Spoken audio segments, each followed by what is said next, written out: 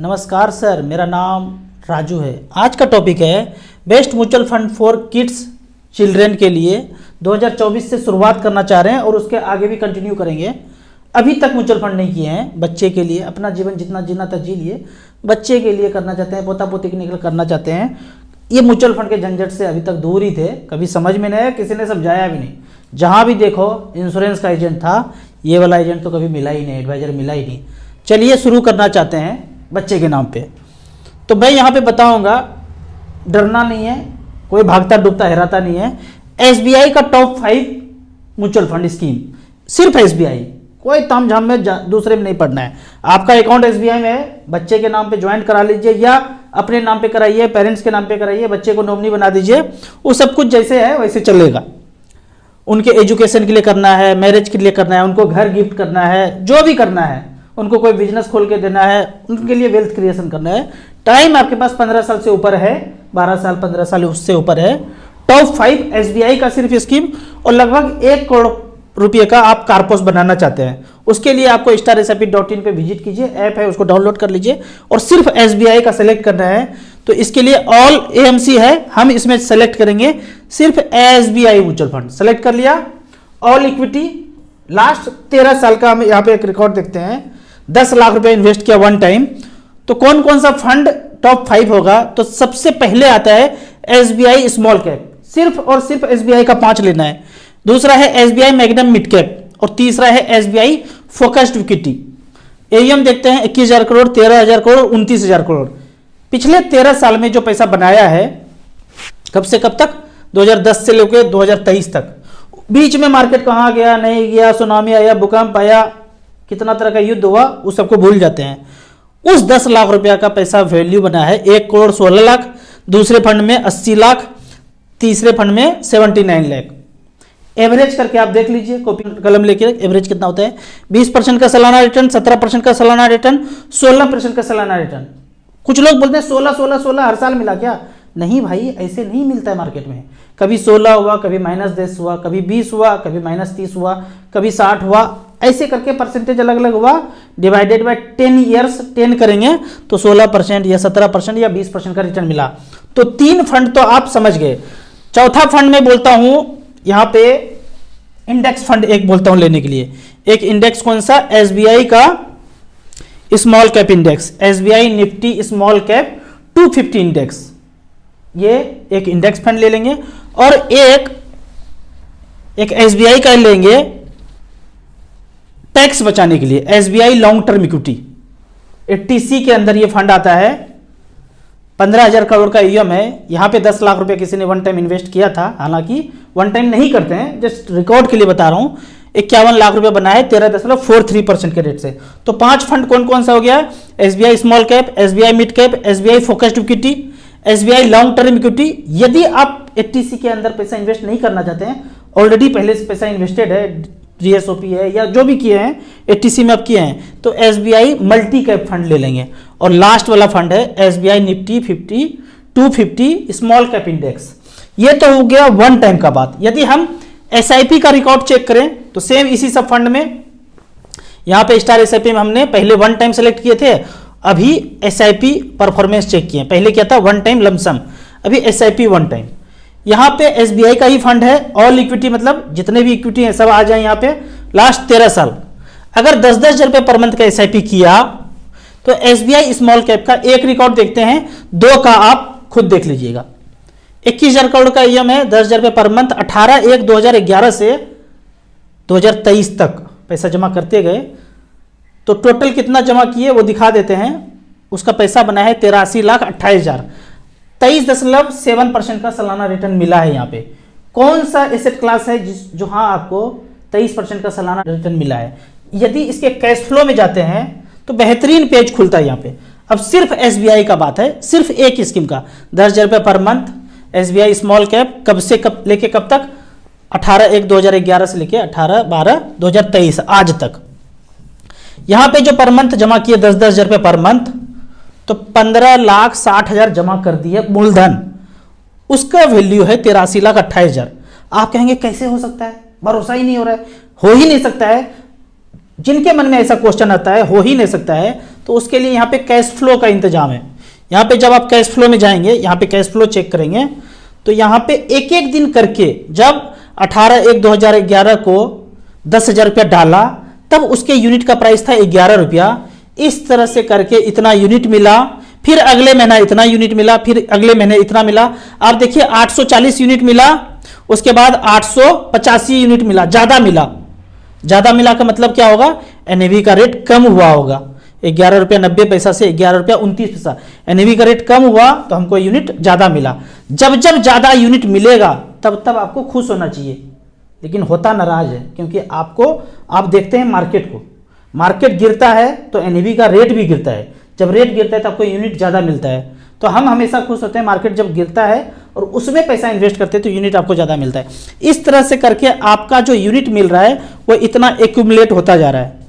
आप जो भी पैसा दे रहे हैं म्यूचुअल फंड में, उसके बदले में ये यूनिट मिल रहा है, और उसका वैल्यू जितना यूनिट लिया और आज जो करेंट प्राइस है 10,000 रुपये पर मंथ चलता गया, लास्ट में 13 साल के बाद जो अमाउंट बनता है वो यहाँ पे पैसा बनाया हुआ है 83,28,000। एज ऑन डेट लिखा हुआ है यहाँ पे, डेट 18/12/2023 में 10,000 रुपये पर मंथ जो जमा किए उसका पैसा बना 83 लाख रुपया। इसको जब विड्रॉ करेंगे तो कोई ज़्यादा टैक्स टूक्स का चक्कर नहीं। इसमें से मूलधन जितना है उसको माइनस कर दीजिए।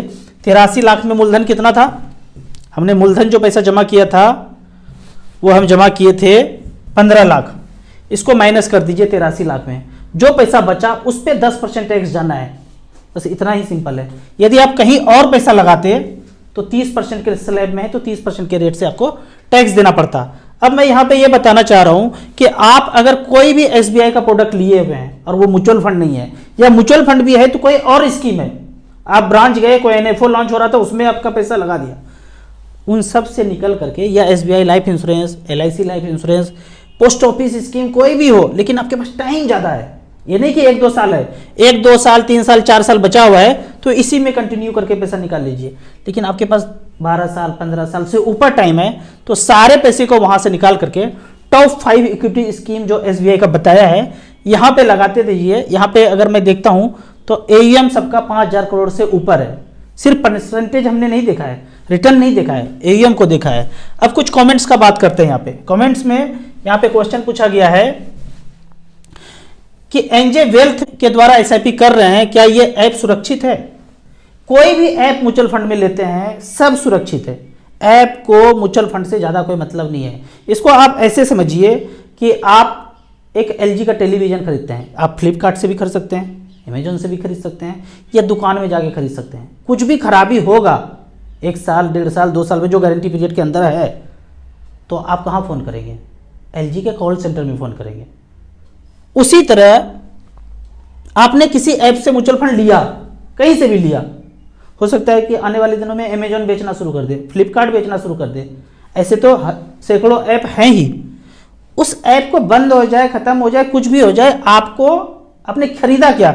SBI mutual fund, ICC mutual fund, HDFC mutual fund, उसका अलग से ऐप है, उसका अलग से वेबसाइट है, उसका अलग से ब्रांच है, वहां जाके कर सकते हैं। लेकिन म्यूचुअल फंड या मार्केट में ये देखा गया है कि कोई भी बड़ा ऐप है जहां 1 लाख 2 लाख इन्वेस्टर हैं तो खत्म कुछ भी नहीं होता है। अगर मान लो कि एनजे का बात करते हैं या कोई भी ये बिजनेस नहीं करना चाहता है, एनजे सोच रहा है कि मैं चांद पे जाके ना प्लॉट काट के बेचूंगा, वहां ज्यादा फायदा होगा, तो एनजे को कोई ना कोई टेक ओवर कर लेगा। कोई नहीं कोई, हो सकता है मैं ही कर लूं कि भाई एनजे का सारा इन्वेस्टर मेरा है, अब मैं इनको सारा असिस्टेंस दूंगा सारे इन्वेस्टर को, तो आपका आईडी पासवर्ड वही रहेगा, यहां आ जाएगा। उदाहरण के तौर पर जो लोग नए लोग हैं वो नहीं जानेंगे, पुराने लोग जानते होंगे, बैंक ऑफ राजस्थान को आईसीसी बैंक ने खरीद लिया, तो बैंक ऑफ राजस्थान में जो जो अकाउंट होल्डर था, पैसा था, क्या सब खत्म हो गया? बस नाम चेंज हो गया, बोर्ड चेंज हो गया, आदमी चेंज हो गया, और गले में पट्टा अलग अलग चेंज हो गया, सब कुछ वही है, पैसा वही है, इंटरेस्ट रेट और मैनेजमेंट चेंज हो गया। अब आईसीआईसी का मैनेजमेंट जो इंटरेस्ट रेट बोलेंगे, जो एफडी का रेट बोलेंगे, वही रेट से चलेगा। ऐप का कोई मतलब ही नहीं है। आप ऐप छोड़िए, म्यूचुअल फंड स्कीम का नाम बदल जाता है, कंपनी बदल जाता है। रिलायंस म्यूचुअल फंड नाम हुआ करता था, निपॉन म्यूचुअल फंड नाम हो गया, टेक ओवर कर लिया। इन्वेस्टर वैसे ही है, कहीं नहीं गया।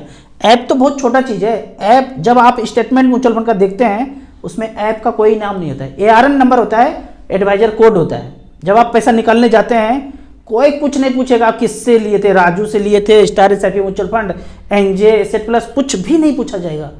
सड़क पे चलता हुआ एजेंट है ना, वैसे है ये ऐप, बस वो सड़क पे नहीं चल रहा है, अब मोबाइल में आपको दे दिया है। ठीक है, तो ऐप का कोई मतलब नहीं, बिल्कुल नहीं डरना है। ऐप कैसा भी ऐप हो, आपका पैसा सुरक्षित है। SBI 250 इंडेक्स फंड का साइज 399 है। ये कहना चाह रहे हैं कि आप हमेशा बोलते थे 5000 करोड़ से AUM ज़्यादा हो तब पैसा लगाइए, ऐसा कंफ्यूज मत कीजिए। खून पसीने का पैसा कमाई है, आप गलत जगह सलाह दे देंगे तो पैसा ख़त्म हो जाएगा, क्या हो जाएगा, रोने वाला इमोजी बना दिया, हम कंफ्यूज हो गए। भाई हमने बताया है SBI index 250 small cap index, वहाँ फंड मैनेजर होता ही नहीं है।